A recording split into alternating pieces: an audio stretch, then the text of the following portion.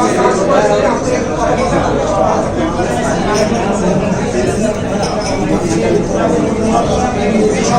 করে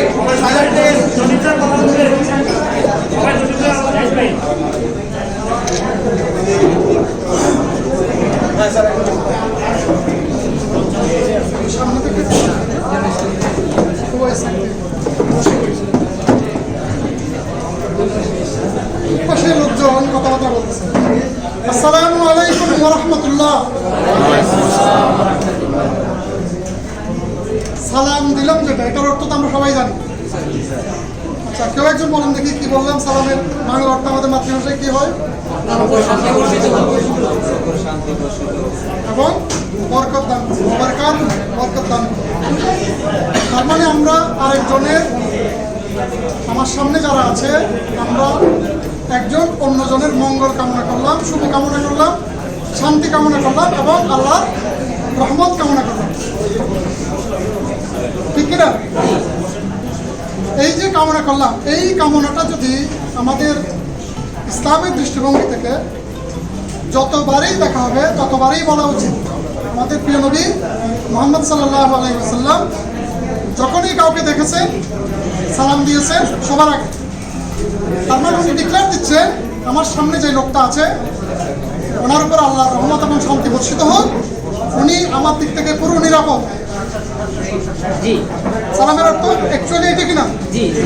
একজন মুসলমান, ওনার সামনে যেই মুসলমান আছেন অথবা যেই লোক আছেন, উনি ওনার কাছে সম্পূর্ণ নিরাপদ। কোনো ধরনের সন্ত্রাস, কোনো ধরনের হুমকি, কোনো ধরনের অনিষ্ট হওয়ার কোনো সুযোগ নেই। এটাই যদি সব মুসলমানের মনের কথা হয়ে থাকে, মনের আকুতি হয়ে থাকে, তাহলে আমরা কেউ কারো কর্তৃক কোনো ধরনের ক্ষতিগ্রস্ত হওয়ার কোনো সম্ভাবনা থাকে, কোনো আশঙ্কা থাকে? এরপরেও তাহলে আমরা প্রত্যেক পদে পদে এত ঠকি দেব, অন্যের দ্বারা, কলিগ দ্বারা, বস দ্বারা, বন্ধু দ্বারা, আপন দ্বারা প্রতিনিয়ত আমরা কি করতেছি? যেই কাজেই আমরা হাত দিই, যেখানেই আমরা একটা লেনদেন করি, কেনাকাটা করি অথবা ব্যবসা করি, আমরা কি হচ্ছি? অন্যজন কর্তৃক আমরা ক্ষতিগ্রস্ত হচ্ছি। এবং এটা আবার আমরা সমস্ত আমার বন্ধুরা মিলে বলে বেড়াচ্ছি। এটার অর্থ হলো আমরা মনে মনে এই যে শান্তির যে বার্তাটা দিলাম, সেটা আমরা মুখে বিশ্বাস করলেও আমরা অন্তরে বিশ্বাস করি না, যেটা একটা মুনাফিকের লক্ষণ। তো আমাদের উচিত হবে আমাদের এই রমজানে, জানি না আমরা আরেকটা রমজান পাবো কিনা, এই রমজানে আমরা আমাদের ভিতরে এই ধরনের হীনমন্যতা বা দ্বিমুখিতা এখান থেকে বেরিয়ে এসে ইসলামের যে শাশ্বত বাণী, যে আসসালামু আলাইকুম, আপনার উপরে শান্তি বর্ষিত হোক, ওয়া রাহমাতুল্লাহ, আল্লাহর রহমত বর্ষিত হোক, ওয়া বারাকাতুহু এবং বরকত, হ্যাঁ, আসুক। এইটা যাতে, এই মুখের কথাটা যাতে আমাদের দিনের কথা হয়। তাকে কি মুসলমান বলা যাবে? বলা যাবে, কারণ আল্লাহ রাসূল কি বলেছে? তোমরা ততক্ষণ পর্যন্ত মুমিন হতে পারবে না যতক্ষণ না তোমাদের মুখ এবং হাত থেকে অন্য মুসলমান নিরাপদ নয়। সো আমরা যারা, আমরা নিরাপদ নয় শুধু মায়ের বোন আর গালাগালি না। আমি যে আপনাকে কৌশল শিখিয়ে দিচ্ছি, এটাও কিন্তু নিরাপত্তার বহির্ভূত কাজ। সো আমাদের ভিতরে এই রমজানের উসিলা এই ধরনের ডাবল স্ট্যান্ডার্ড মন মানসিকতা, মুখে বলবো আমরা এক ধরনের শান্তি মানি, আর মনে মনে লালন করবো কীভাবে তাকে আমি টকিয়ে ঘাট ধরে চেপে ধরে, হ্যাঁ, আমি একটু 2 পয়সা কামিয়ে নিতে পারি বা আমার স্বার্থটা হাসিল করতে পারি। এইটা যাতে কোনোভাবেই আমাদের কোনো রকমের চরিত্রের অংশ না হয়। যদি তাই হয় তাহলে আপনাকে আমাদের দিন আমরা যাকে আমাদের সদস্য হিসেবে মানি, যাকে আমরা আল্লাহ রাসূল সাল্লাল্লাহু আলাইহি ওয়াসাল্লাম, তিনি আমাদের জন্য সুপারিশ করবেন না, কারণ উনি ডিক্লার দিয়ে দিয়েছেন। তার মানে দেখেন, যখনই কোনো মুসলমান নামের হোক কিংবা সে 5 ওয়াক্ত নামাজও করুক, তার দ্বারা যখন কোনো অকল্যাণকর কাজ হয়, যখন কোনো ধ্বংসাত্মক কাজ হয়, ঠিক তার ওই মুহূর্তে সে কিন্তু মুসলিম থেকে খারিজ হয়ে যায়। সে ওই সময়ের জন্য তার মুসলমানিত্ব থেকে দূরে সরে যায়, যেটা আমরা নিজেরা জানি না। যেমন আপনার গাড়িতে তেল ফুরিয়ে গেলে যেভাবে স্টার্ট বন্ধ হয়ে যায়, যারা গাড়ি চালান, হাইব্রিড গাড়ি চালান, তারা আরও ভালো বুঝবেন। আপনার 12 ভোল্ট ব্যাটারি যখন কমে যায়, তখন কি আর স্টার্ট হয় না। ওই আমাদের ইমানের ব্যাটারি তখন কি হয়ে গেছে, ডাউন হয়ে গেছে, যখন আমরা আরেকজনের ক্ষতি করার চিন্তা করছি। এবং এই জন্য ফার্স্টে এই সময় যাচ্ছে আমরা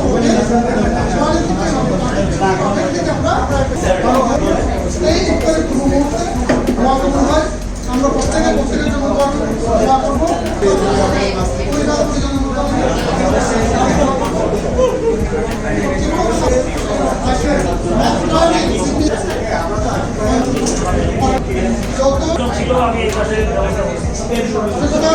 কোথায় ছিলেন ভাইয়ের কথা মনে রাখবেন যে কিন্তু আমরা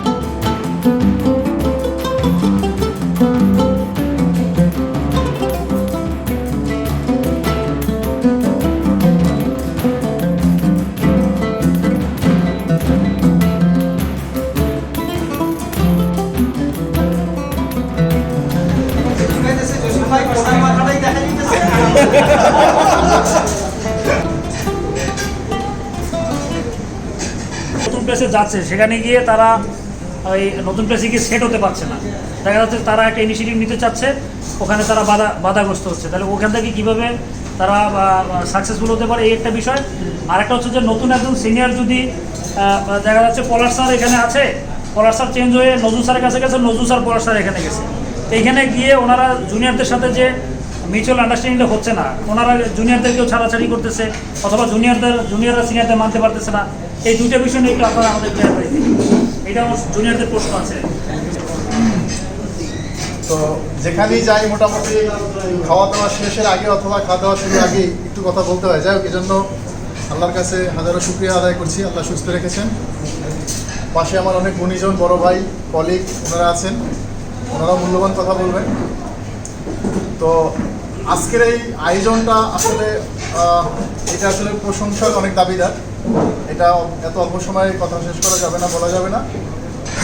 তো ফেরদৌস যে কথাটা বললো যে আসলে আমরা এক জায়গা থেকে আরেক জায়গায় গেলে অ্যাডাপ্ট করতে পারি না, নিজেকে স্যুট করতে পারি না, ওখানে সেটেল করতে পারি না। এটার বিশেষ অনেকগুলো কারণ আছে। প্রথমত কারণ আমার ক্ষুদ্র জ্ঞান আমি বলতেছি, এরপর আমার বড় ভাইরা আছে ওরা বলবেন। প্রথমত কারণ হলো যে আপনারা নতুন কোথাও জয়েন করে শুরুতেই নিজের পারফরমেন্স শো করতে যাবেন না।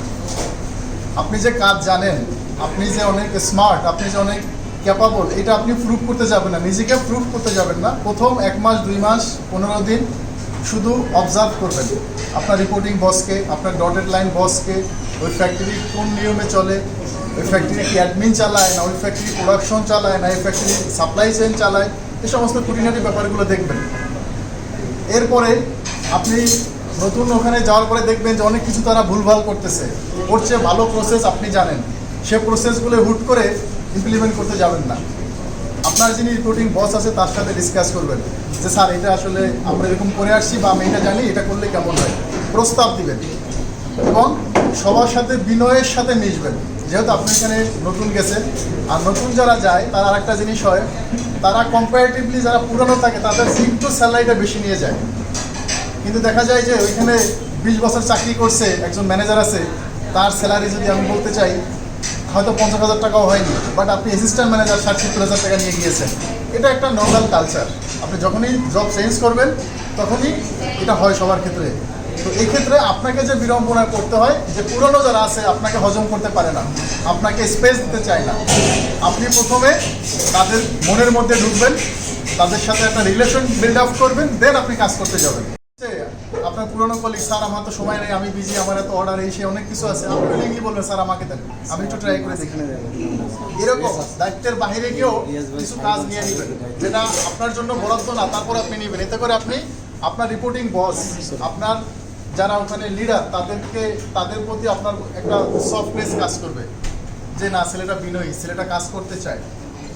তো এটা হলো আমি শর্টে বলতেছি এবং আমার শ্রদ্ধেয় বড় ভাইরা যারা আছেন ওনারা বলবেন। আরেকটা হলো আমি যেটা দেখে আসছি বা দেখতেছি, আপনারা যারা ইন্টারভিউ দেন আপনাদের সিভিটা অর্গানাইজ থাকে না। এখানে 2-3 জন আছেন যারা এখনো জবলেস, কয়েকজন আমার ওখানে ইন্টারভিউ ফেস করেছে, তাদের সিভিটা অর্গানাইজ না। কীরকম অর্গানাইজ না? সে আজকে আপনি 3টা কোম্পানিতে চাকরি করছেন বা 4টা কোম্পানিতে, আপনি প্রথম ছিলেন অফিসার, এরপরে অ্যাসিস্ট্যান্ট ম্যানেজার, এরপরে ম্যানেজার, আবার আপনি ইনচার্জ অথবা আবার আপনি সিনিয়র অফিসার বা এক্সিকিউটিভ হিসেবে চাকরি করছেন। হয়তো বা এমন হতে পারে যে চাকরি চলে গিয়েছে বা যে কোনো কারণে আপনি চাকরি করছেন পোস্টটাকে কনসিডার করে, কিন্তু সিভিটা যখন আপনি সাজাবেন প্রয়োজন বোধ কোম্পানিটা বাদ দিয়ে দেন, দেখানোর দরকার নেই, কিন্তু আপনি একটা সিকোয়েন্স মেনটেন করেন। আপনি যখনই ম্যানেজার হওয়া অবস্থায় আবার কোথাও সিনিয়র এক্সিকিউটিভ বা স্টাফ ম্যানেজারে জব করেন, তখন যারা ইন্টারভিউ বোর্ডে থাকে তারা অনেক কনফিউজড হয় যে ঘটনা কি, উনি ম্যানেজার ছিল আবার অফিসার, এখন আবার আর অ্যাসিস্ট্যান্ট ম্যানেজার। এই সমস্ত কারণে ডিসকোয়ালিফাই হওয়ার একটা পসিবিলিটি থাকে। এরপরে আরেকটা জিনিস আপনারা করতে পারেন, কোথায় আপনি অ্যাপ্লাই করছেন, যেখানে অ্যাপ্লাই করছেন সেটা কি লিড কম্পোজিট না টেক্সটাইল না ওভেন না ডাইং না ফিনিশিং না কি, আপনি ওই কোম্পানি সম্পর্কে স্টাডি করবেন। আমি আমার অভিজ্ঞতা থেকে বলি, আমার কাছে অনেক সিভি এরকম রিজেক্ট হয়ে গিয়েছে, ইন্টারভিউ তো ভালো করছে, শুধুমাত্র তার ওভেনে এক্সপিরিয়েন্স নেই। আমার যারা সহকর্মী আছেন, যারা কলিগ ছিলেন অডিট এইচআর, তারা বলতেছে স্যার সে ভালো করছে কিন্তু তার তো ওভেন এক্সপিরিয়েন্স নেই, স্যার সে তো ভালো করছে তার তো নিট এক্সপিরিয়েন্স নেই।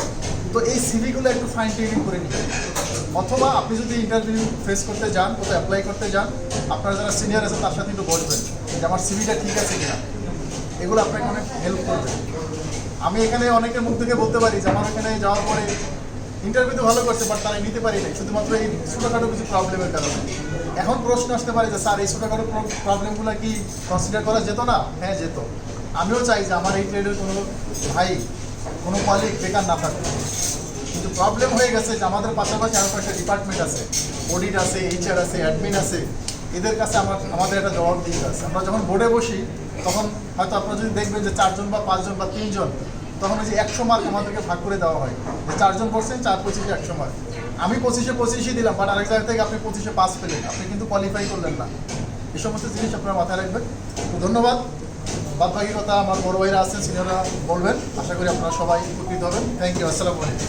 এই টপিক্সটা ছিল বা ফেরদৌস যে বিষয়টাকে ডেসক্রাইব করার জন্য বলেছেন, তো আলটিমেটলি পলাশ ভাই কিন্তু পুরো জিনিসটাই এক্সপ্লেন করে দিয়েছেন। সো আমার মনে হয় আসলে এখানে আমার তরফ থেকে আর নতুন করে বলার কিছু নাই। তবে আমি ওই যে একটু পলাশ ভাইয়ের কথার সাথে আর একটু অ্যাড করব যে নতুন যে কোনো জায়গায় গেলেই সবার আগে আপনার যিনি কলিগ, আপনার বস বা আপনার জুনিয়র না, আপনার যিনি কলিগ, ওনার সাথে আপনার সম্পর্কটা সবার আগে হতে হবে ভালো। কারণ ম্যাক্সিমাম সময় পলাশ ভাই জিনিসটা উল্লেখ করছে, তারপর ম্যাক্সিমাম সময় দেখা যায় যে আপনার যিনি কলিগ উনি হয়তো বা কথার কথা বেতন পাচ্ছেন 20,000 টাকা, আপনি যখন জয়েন করলেন হয়তো 22 বা 25 সাধারণত হয়ে যায়। এইটা যখন সে জানে তখন তার মধ্যে কিন্তু একটা প্রচণ্ড রকমের সে মাইন্ড করে, ইগো কাজ করে, অনেক কিছুই কাজ করে। তো আলটিমেটলি সে তখন করে কি, কোঅপারেটিভ মানসিকতার মধ্যে থাকেন। সো আপনি তাকে বস হিসেবে মানতে হবে প্রথম, কারণ আপনার কলিগ আপনাকে যতটা সাপোর্ট দিবে আপনার বস কিন্তু অনেকটা এতটা সাপোর্ট আপনাকে দিতে পারবেন, কারণ উনি বিভিন্ন কাজে বিজি থাকেন, ঠিক আছে। উনি আপনাকে যে সেইভাবে, কারণ যেহেতু আপনি এক্সপিরিয়েন্স লোক, ফ্রেশারদের জন্য আলাদা হিসাব, আপনি যেহেতু এক্সপিরিয়েন্স লোক, সো আপনাকে উনি অত জিনিস ক্যালকুলেশন করে বোঝানোর মতো সময় নেই, কিন্তু প্রসেস বোঝানোর জন্য আপনার colleague is your best friend. So তার সাথে তাকে বস মেনে, তাকে আপনার সিনিয়র মেনে, কারণ যেহেতু সেই প্রতিষ্ঠানে নতুন, so he is is senior, so তাকে আপনার সেই সিনিয়রিটির রেসপেক্টটা দিয়েই তার কাছে, দিস ইজ দ্য টেকনিক, যেতেই হবে আপনার সিনিয়র, আপনার কলিগকে আপনার সিনিয়র মানতে হবে। সো মেনে তার সাথে আপনি যত ক্লোজলি চলবে, সে যেটা বলবে সেটাই হুঁ, ন্যায় অন্যায় পরে হিসাব হবে, আগে শুধু হুঁ, আপনাকে আগে ওইটার সাথে মিশতে হবে। আপনারা রিলে রেস দেখছেন প্রত্যেকে, রিলে রেসে কিন্তু যে বাটনটা হ্যান্ড ওভার করে এবং যে বাটনটা ক্যাচ করে, দুজনে কিন্তু একটা সার্টেন টাইম পর্যন্ত রান করে একসাথে। কেন? কারণ হচ্ছে যে তার রিদমের সাথে নতুন পার্সন তার রিদমটাকে একসাথে নিয়ে যায়। সো এটাও কিন্তু অনেকটা তাই, আপনি যখন একটা ট্র্যাকে যাবেন তখন আপনার বস কিন্তু আপনাকে সেই জিনিসটা দিবে না, দিতে পারবে না, দিবে না বলতে দিতে পারবে না, বা আপনার জুনিয়রও সেটা পারবে না যেটা আপনার কলিগ আপনাকে পারবে। সো অ্যাট ফার্স্ট আপনার কলিগের সাথে আপনার সখ্যতা, যে প্রয়োজনে তাকে অফিস টাইমের পর তার সাথে বসে চা খান, গল্প করেন, পার্সোনাল অফিস আওয়ার বাদ দিয়ে অফিস নিয়ে কথা বলা বন্ধ করে দেন, পার্সোনাল লাইফ নিয়ে কথা বলেন, ফ্রেন্ড সার্কেল নিয়ে কথা বলেন। এগুলাই দেখবেন যে আলটিমেটলি আপনার মধ্যে তার যে ফ্রেন্ডশিপটা, at first you have to build up your friendship with your colleague, this is the first point. Second thing হচ্ছে আপনার জুনিয়র, নট ইউর বস, আপনার জুনিয়র, যে নাকি হেল্পার হিসেবে কাজ করতেছে, সে আপনার চেয়ে ভালো ফ্যাব্রিক চেনে, যে নাকি হেল্পার হিসেবে কাজ করতেছে, সে আপনার চেয়ে ভালো কেমিক্যাল চেনে, কেমিক্যালটা কোন ডিপার্টমেন্টে যাবে, কোন ডিপার্টমেন্টে ইউজ হয়। আর থার্ড আমার যে সাজেশনটা থাকবে সেটা হচ্ছে প্র্যাকটিক্যালি। ওয়্যার হাউসে অনেকে মনে করে যে বৈশা থেকে শুধু হিসাব কিতাব করবো, কম্পিউটারে এন্ট্রি দিব, নট নেসেসারি, এটা খুব বেশি ইম্পর্টেন্ট না। কারণ এন্ট্রি দিতে আপনি মোটামুটি কম্পিউটার জানা ছেলেকে আপনি এন্ট্রি দিতে পারবেন। আপনাকে জানতে হবে প্রোডাকশন প্রসেস, অর্থাৎ আমরা যেহেতু ম্যাক্সিমাম এখানে কাজ করি ম্যানুফ্যাকচারিং ইউনিটে, সো আপনি প্রোডাকশন ফ্লোরে যান, প্রত্যেকটা ফ্লোর ঘুরে ঘুরে দেখেন কোন ফ্লোরে কী কী material. As a new guy I am telling all of you যে প্রত্যেকটা প্রোডাকশন ফ্লোরে আপনি গিয়ে গিয়ে দেখেন যে প্রোডাকশন ফ্লোরে কোনটাতে কী ধরনের প্রসেস চলে, কোথায় কী ধরনের কেমিক্যাল ইউজ হয়, কোথায় কী ধরনের আপনার ইয়ার্ন ইউজ হয়, এই সমস্ত কিছু জানার পরে এরপরে এই যে 3 মাস আপনার সময়, এই 3 মাসের মধ্যে দেখবেন যে আস্তে আস্তে সবার সাথে আপনার আন্ডারস্ট্যান্ডিং হয়ে যাবে। দেখতে পাচ্ছেন বা বেটার কোনো আইডিয়া আমার মাথায় আসছে, 15 মিনিট পরে মেলটা সেন্ড করেন বা রিপোর্টটা সেন্ড করেন, এরকম ছোটো ছোটো কাজগুলো যখন আপনার বসের সাথে করবেন, আপনার বস আপনার উপর আস্থা রাখবেন। আপনি যখন মাসে 15টা রিপোর্ট দিবেন, দেখবেন 15টাই ঠিক আছে, তখন আলটিমেটলি আপনাকে প্রায়োরিটি দিবেন। প্রায়োরিটি আপনাকে তো প্রায়োরিটি আপনি কেউ দিবেন না, আপনাকে আপনার সাউন্ড বলে দিবে যে আপনাকে, দেখবেন 5 জন আছে আপনাকেই বলবে কাজটা করেন, কারণ এর আগে রিপোর্টগুলো ভালো ছিল, বা আপনি যে ইনফরমেশনটা দিয়েছেন ঠিক ছিল, বা আপনার আইডিয়াটা ভালো ছিল, বা আপনি যেটা বলেছেন এটাতে ভালো হয়েছে, কোম্পানির সময় সেভ হয়েছে, টাকা সেভ হয়েছে, লোক কম লাগছে, এনিথিং মনে করেন। সো যে কোনো রিপোর্ট দেওয়ার সময় অ্যাটলিস্ট করে চেক করে আবার মাঝখানে একটা অন্য কাজ করে আবার চেক করে দিন। এতে কি হয়, অনেক সময় কাজের ছলে না ভুলটা চোখে পড়ে না, আমরা ভুল বানানটা অনেক সময় শুদ্ধভাবে পড়ে চলে যায়, আপনি দেখবেন খেয়াল করেন অজান্তে, কিন্তু তখন মাথার মধ্যে একটা জিনিস ঘুরতে থাকে। সো মাঝখানে একটু ব্রেক নিয়ে দেখেন, ওইটা আবার চেক করেন, দেন আবার দেখেন, ঠিক আছে। সো হচ্ছে বেশি কিছু বলার নাই, সবাই মানে মনোযোগ যেখানে আছেন ভালোভাবে কাজ করেন, সুযোগ আসবেই। আপনারা অনেক সময় মনে করেন যে বড় বড় স্যার আছে মনে বললে একটা চাকরি হয়ে যায়, আমার জন্য তো ইয়া থাকে না, বললে আমরা দেখেন আমাদের অনেকজনে জানি এখানে সিনিয়র, আমাদের সার্কুলার আছে, বড় বড় সার্কুলার আছে। আমরা কি করি যে আমরা আমাদের মতো করে সিলেক্ট করে একটা সিনিয়র ম্যানেজমেন্ট টপ ম্যানেজমেন্টের হাতে দিই, ওরা ওইখান থেকে আবার একটা সিলেক্ট করে, পরে আমাদের সাথে ডিসকাশন হয়, আমি চাইলেই একজনকে নিতে পারি। একটা লেভেল পর্যন্ত আছে যে আমরা বললে হয়, কিন্তু দেখা যাচ্ছে এখানে যারা আসছে সবাই executive, junior executive to up, বা executive, senior executive, assistant manager, incharge like that. So বুঝতে হবে, আপনি তৈরি হন, দেখবেন যে অটোমেটিকলি ওই সুযোগগুলো আমার এখানে নাই, ওনার এখানে নাই, ওনার কারো না কারো কাছে চলে আসছেন, আপনি পাবেন। আর এটা খুব ছোট্ট একটা ট্রেন, সুযোগ আসবে। আমাদের অনেক বড় গ্রুপ, আমরা অনেক লোক কাজ করি, অনেক সময় একটা লেবারকেও আমরা ঢুকাইতে পারি, সবার একটা বাজেট থাকে, ম্যান পাওয়ার বাজেট আছে, সবাই জানে। আর আমরা সবাই প্রতি বছর গেলে কিন্তু সবাই বলে যে ম্যান একটু লোক রিডিউস করো, সবার ইফিসিয়েন্সি বাড়ছে, সবার স্যালারি বাড়ছে, সবার একটা চাপ থাকে। সব মার্কেটও হচ্ছে বড়, এত টেনশন নেওয়ার কিছু নাই, রিল্যাক্সকে কাজ করেন, সুযোগ আসবেই আপনার কাছে। ভালো কাজ করেন, অপেক্ষায় থাকেন, আপনার ডোর নক করবেন। ভালো থাকবেন, সুস্থ থাকবেন।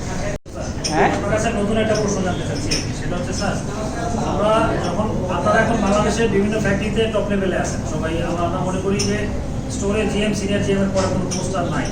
যদি আপনারা অন্য কোথাও ট্রান্সফার হন সেক্ষেত্রে অন্য কিছু। তা আমাদের মধ্যে একটা বিষয় কাজ করে, দেখা যাচ্ছে যে আমি জেনারেল মাস্টার, কেউ টেক্সটাইল ব্যাকগ্রাউন্ড থেকে এসে সে জিএম হয়েছে বা সে ম্যানেজার হয়েছে।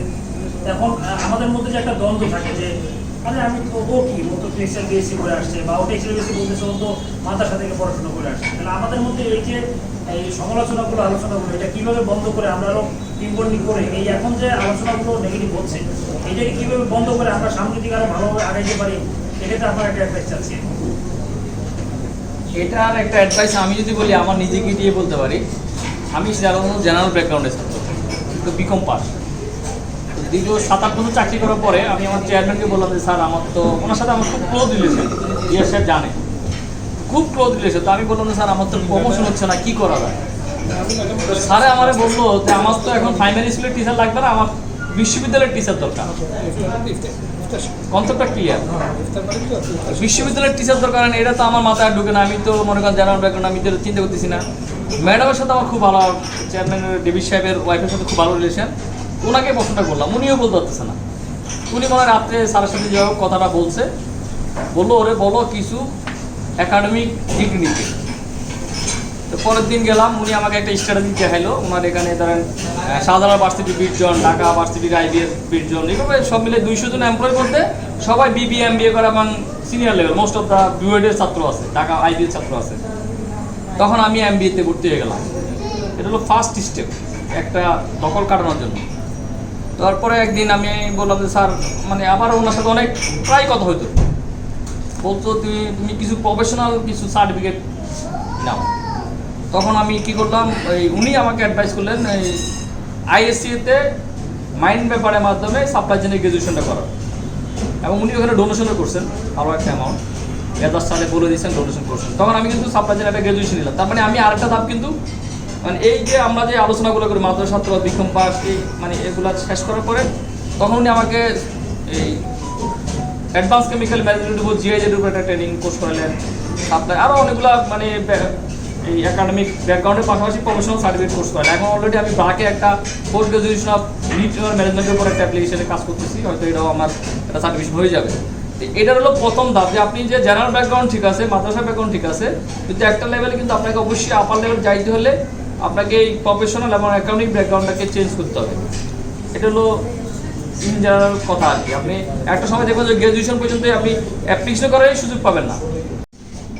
18 বছর লাইফ শেষ করে আমি যখন ফকির বাজারে গেলাম, তো ওখানে যাই দেখি সমস্ত আমার ম্যানেজার 9 জন ম্যানেজার, টোটাল ফকির বাজারে স্টোরে 9 জন ম্যানেজার, 9 জনেই সবাই 8-10 বছর ধরে।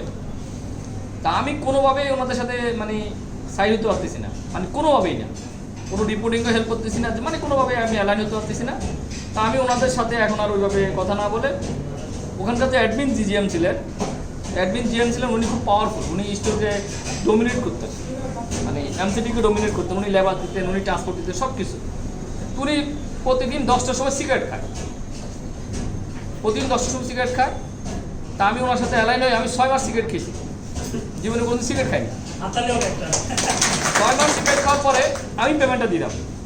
একটা সময় দেখলাম যে এখন তুমি আমার সাথে অ্যালাইন হয়ে গেছে, আমি ওনার নেচারটা বুঝে গেছি।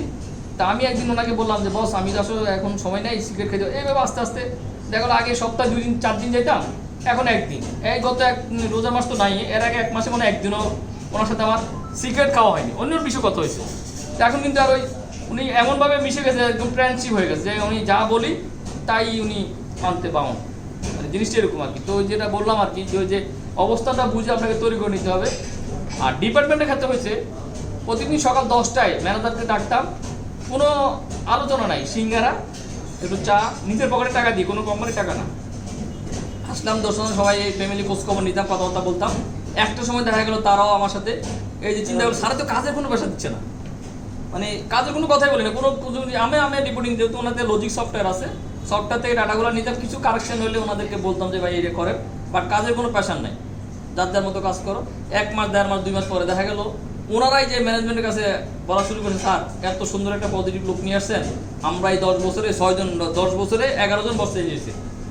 10 বছরে ফকির পাশে এমসিডি জিএম 11 জন চেঞ্জ হয়েছে। আমি একমাত্র ব্যক্তি মনে হয় 3 বছর চলতেছে আর কি। আবার হাততালিও কাটতে হবে। এই জিনিসটা তো আপনি নেচার ও কালচারের মধ্যে আপনাকে অ্যাটিটিউডটা অ্যাডাপ্ট করে নিতে হবে। যাই হোক, কথা বাড়ালাম না, আসলে নিজের অভিজ্ঞতা থেকে যেটা বললাম সেটা শেয়ার করলাম এবং সবাই এটাকে ইমপ্লিমেন্ট করার চেষ্টা করুন আস্তে আস্তে। বুঝে সারা বললো যাই, আমি কিন্তু বিআরএসের অনেকগুলো ডেভেলপমেন্ট প্রসেসে 18 বছর কাজ করছি। আমি কিন্তু কোনো ডেভেলপমেন্ট ওখানে প্রথম 6 মাসে কোনো ইমপ্লিমেন্ট করিনি। স্যার আমাকে একটু বিদায় দিতে হবে, আমি তো গাজীপুর যাব, গিয়ে আমার তারাবি ধরতে হবে, একটা ইনভাইটেশন আছে। সো আজকে আমি সবার কাছ থেকে একটু বিদায় নিতে যাচ্ছি, সবাই যদি অনুমতি দেন। ঠিক আছে, থ্যাংক ইউ, দেখা হবে। আসলে ফকির সাহেবের 2টা প্রশ্ন ছিল, যেটা দ্বিতীয় প্রশ্নটা ছিল এই ব্যাপারে আমি একটু বলতে চাচ্ছি যে বলেছিলেন যে নতুন একজন বস আসলো, একজন আর জায়গায় চলে গেল, তখন সে চায় যে তার মতো করে সাজাই নিতে। আসলে এই জিনিসটা আমি আমার অভিজ্ঞতা থেকে বলতে চাই। আমি যখন নতুন এক জায়গায় যাব, আমার জুনিয়ররা যদি আমাকে আমি যা চাই সর্বাত্মকটা যদি আমাকে দেয়, তাহলে কিন্তু আমি কখনোই আমার লুক চেঞ্জ করার চিন্তা করব না। এটা আমাদের একটা চিরন্তন একটা নেচার বলি বা আমাদের একটা ব্যাড হ্যাবিট বলি যে নতুন কেউ আসলে তাকে আমরা দেই ঠিকই, কিন্তু কিছু যেন একটা রেখে দিতে চাই, যে তাকে সর্বাত্মক সহযোগিতা, যেটা এই প্রবণতাটা আমাদের মাঝে এখন গড়ে ওঠে নাই।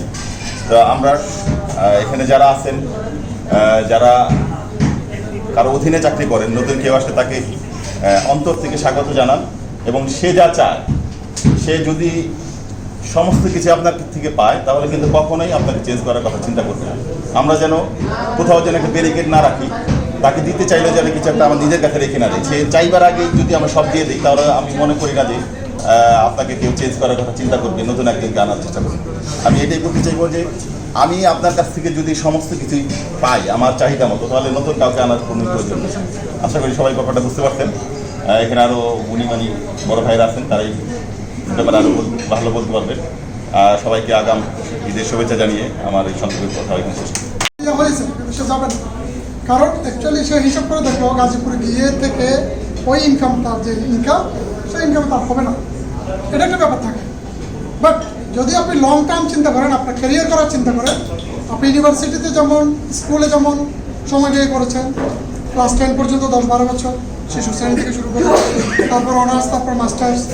সো আপনি যদি মনে করেন যে ক্যারিয়ারও আপনার এরকম একটা ফাউন্ডেশন দরকার, তাহলে আপনাকে এই যে কমফোর্ট জোন থেকে বেরিয়ে আসতে হবে, এটার কোনো বিকল্প নেই। এরপরও এটা ব্যক্তিগতভাবে যেহেতু ম্যানেজেবল যদি হয়, আপনি কেউ দেখা যাচ্ছে 5,000 টাকা কম হলেও তার নিজের এলাকায় থাকতে চাচ্ছে, এরকম। তো এটার একেবারে শতশুদ্ধ উত্তর সবার কাছে গ্রহণযোগ্য উত্তর আমি দিতে পারবো। এখন আগের পয়েন্টে যেটা মেজর কি পয়েন্ট ছিল, সেটার একটা ছোট্ট আনসার দিয়ে আমি শেষ করছি। ক্রিকেট খেলা দেখেন কে? সবাই বাঙালি ক্রিকেট খেলা দেখে না এরকম তো না। একসময় বাঙালি বলতে কবিতা লেখে নাই এরকম কোনো মানুষ ছিল না, কেউ জীবনে 2 লাইন কবিতা লিখে নাই এমন কেউ ছিল না। আর এখন ক্রিকেট বুঝে না এরকম বাঙালি বোধহয় খুব কমই আছে। আচ্ছা, রিভার্স সুইপ কে বুঝে? ক্রিকেটে রিভার্স সুইপ আপনি বলেন। রিভার্স বলতে স্যার আমি যে পজিশনে আছি সেই পজিশন থেকে ঠিক উল্টোভাবে আমি হাঁটু গেড়ে শট করা। এটা রিভার্স সুইং, হ্যাঁ সরি, হ্যাঁ রিভার্স সুইং। সরি, ইয়েস আপনি ঠিক আছে না? আচ্ছা, রিভার্স সুইং কি? রিভার্স সুইং, হ্যাঁ সেটা মনে রাখেন। এটা কেউ? হ্যাঁ বলি, গুড বলেন। স্যার রিভার্স সুইং বলতে স্যার যেভাবে উল্টো পথে গিয়ে স্যার বল করার সময় না, যেদিক থেকে বলটা আসছে তার বিপরীত দিকে ওটা তো স্যার আউট সুইং আর ইন না, সুইং একটা। রিভার্স সুইং এটার জন্য সবচেয়ে ভালো জানতেন কে? এটার জন্য কে? ওয়াসিম আকরাম। আচ্ছা, তারপরে ওয়াকারিনুস, এরপরে আরো অনেকেই ভালো জানেন। রিভার্স সুইং এর জন্য অপেক্ষা করতে হয়।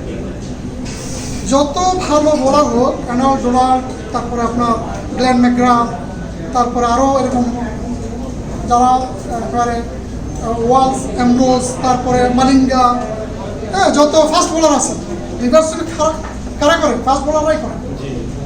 এইটার জন্য সর্বশেষ যে ছিল সেটা হচ্ছে পাকিস্তানের যে আজাহার, হ্যাঁ ও খুব ভালো পারত। তারপরে আরও ছিল, এরপরে আব্দুর রাজ্জাক ভালো পারত। এটা খুব ইম্পর্টেন্ট থিংস, খেয়াল করুন। আপনি ক্রিকেটে নেমেই কেউ রিভার্স সুইং করতে পারবেন না, এটা হবে না। এটার জন্য অপেক্ষা করতে হবে। শুধু বল পুরনো হলেও হবে না, বল পুরনো হলে স্পিনারও একটু ভালো ফ্যাসিলিটি পাবে।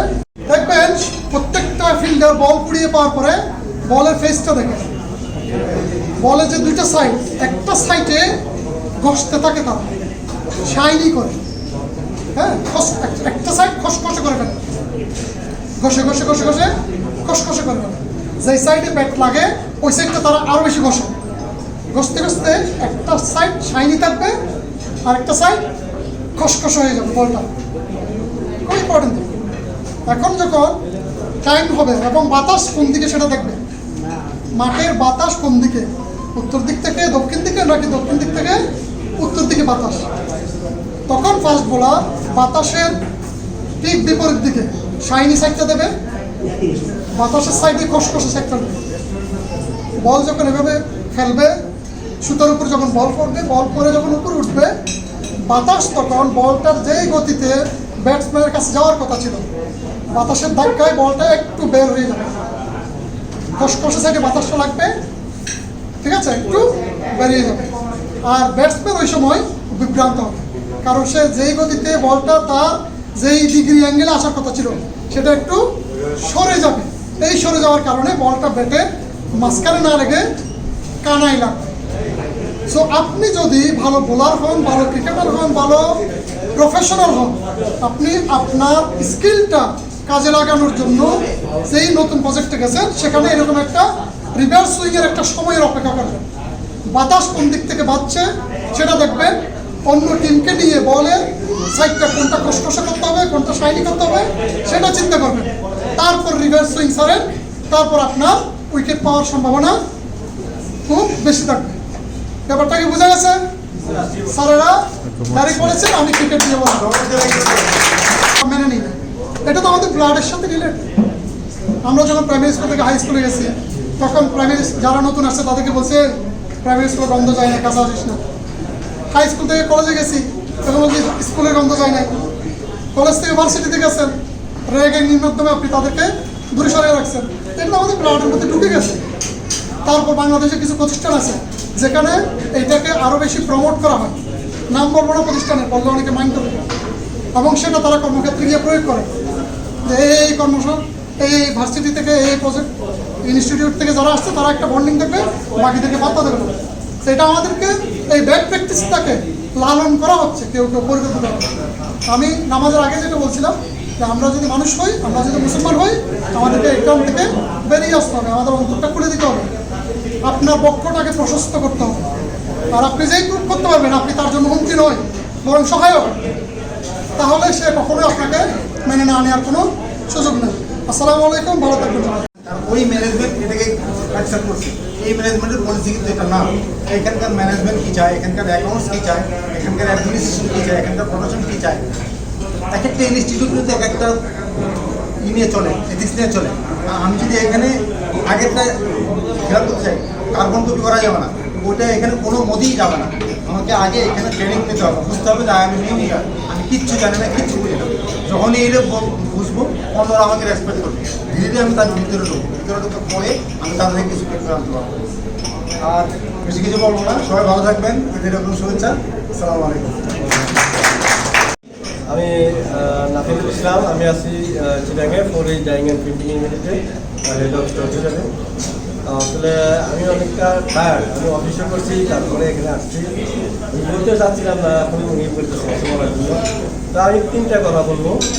একটা কথা হচ্ছে যে আমরা জব করি ঠিকই, বিভিন্ন জায়গায় বিভিন্ন লোকজন আছে, দেখা যায় যে কোনোভাবে সেরা আমি সবকে যদি ওইভাবে বলি যে আপনারা বাটারম্যান না হয়ে বেটারমেন্টের দিকে যাও।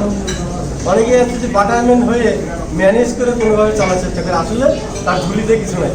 আপনার ঝুলিতে অর্জন করে নিজেকে বেটারম্যান হিসেবে যদি ম্যানেজমেন্টের কাছে উপস্থাপন করতে পারেন, অবশ্যই আপনি ম্যানেজমেন্টের কাছে ভালো হবে এবং আপনি আগেও যেতে পারবেন, আপনার লাইফকে অনেক দূরে নিয়ে যেতে পারবেন এবং হতাশা হওয়ার কিছু নাই।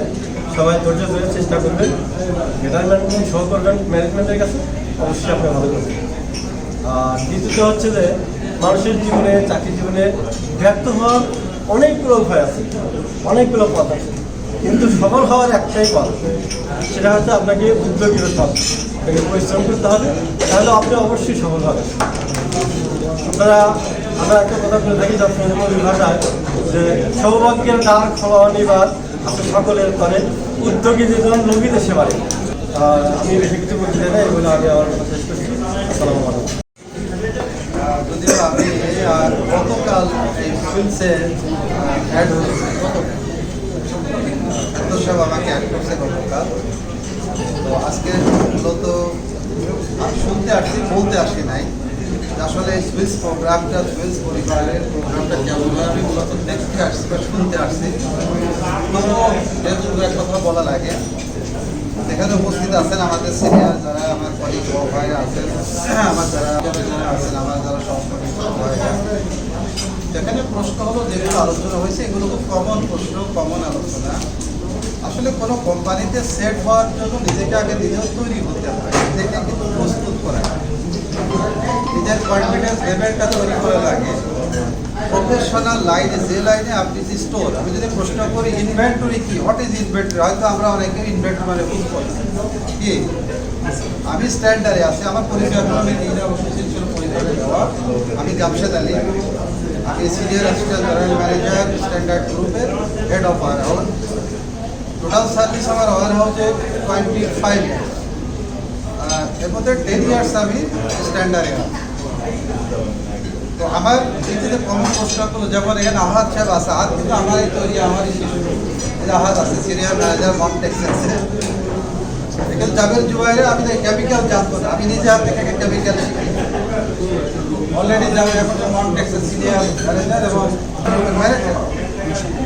এটা আমার ভালো লাগে, বসে ভালো লাগে যে আমার হাতে তৈরি এরকম অনেক আহাদ সাহেব আছে, অনেক আছে। এখানে সিনেমা দেখা প্রথম হলো যে কোথাও চেক হওয়ার আগে প্রথমে রিলেশনশিপটা কি করবেন, বিল্ড আপ করবেন, মেইনটেইন, আর ফ্রেন্ডশিপটাও বিল্ড আপ, নিজেকে প্রস্তুত করবেন, জানবেন বেশি। এখনই আসলে অনেক ট্রেনিং, অনেক প্রফেশনাল ম্যাটেরিয়াল ম্যানেজমেন্টের উপরে আছে, ওয়ার হাউস ম্যানেজমেন্টে আছে, সাপ্লাই চেইন ম্যানেজমেন্টে আছে, লিডারশিপের উপরে আছে। তবে কি নিজেকে তৈরি করতে যদি পারি, তাহলে এই যে কথাগুলো হয়, অনেক গেলাম স্যার আমাকে মানে না, আমাকে বেস্টটা দিতে পারে না, আমার স্ট্যান্ডার্ডে আমি কিন্তু কোনো এক্সপিরিয়েন্স দিই না। অবশ্যই এই জটিলতা আছে যে বাইরে থেকে আসতে পারে, এই যে যন্ত্রণা হয় যে। আর কবে এটা যোগ্যতাটা মানে পাবো সেটাও জানি না। তো আমি এখানে আসার পরে ফেরদৌস সাহেবের ভাবে আমি বুঝছি, আমার কিছু বলা লাগে না।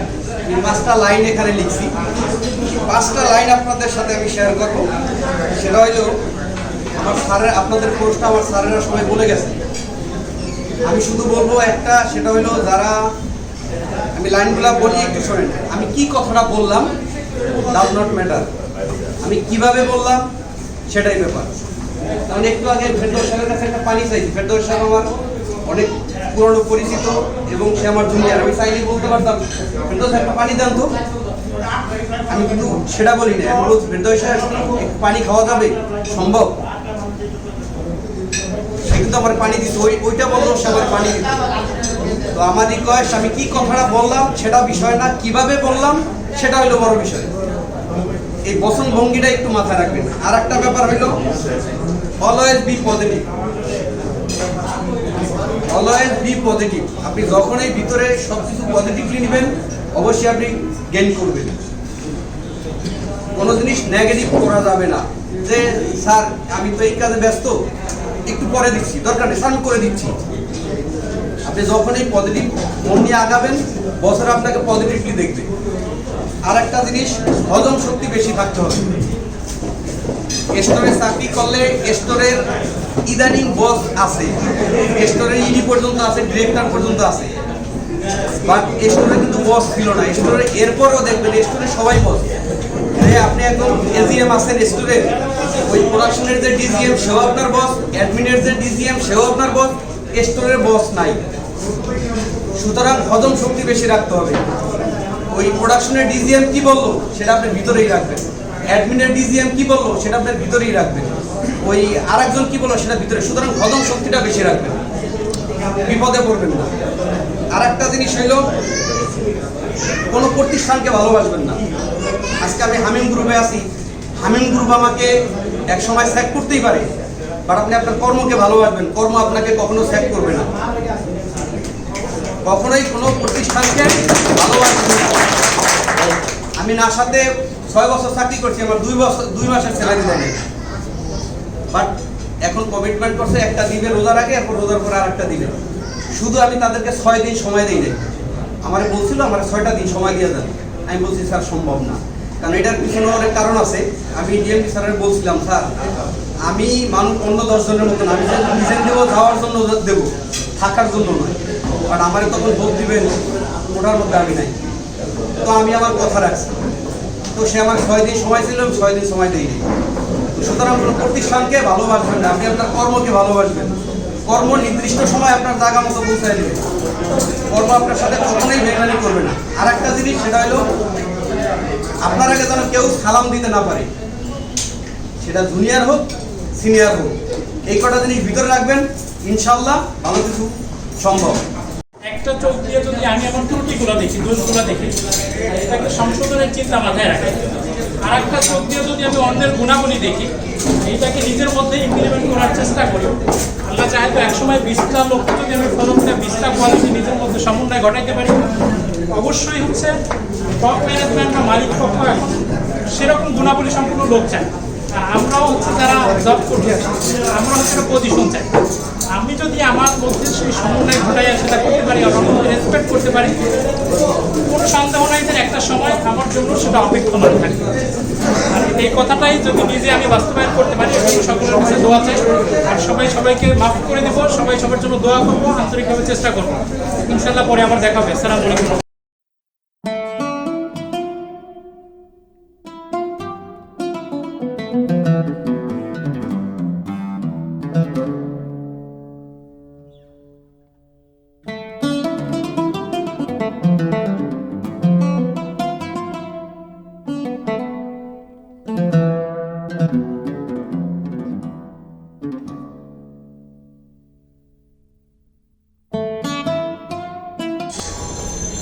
এখন বাসা থেকে রওনা দিচ্ছি গাজীপুর।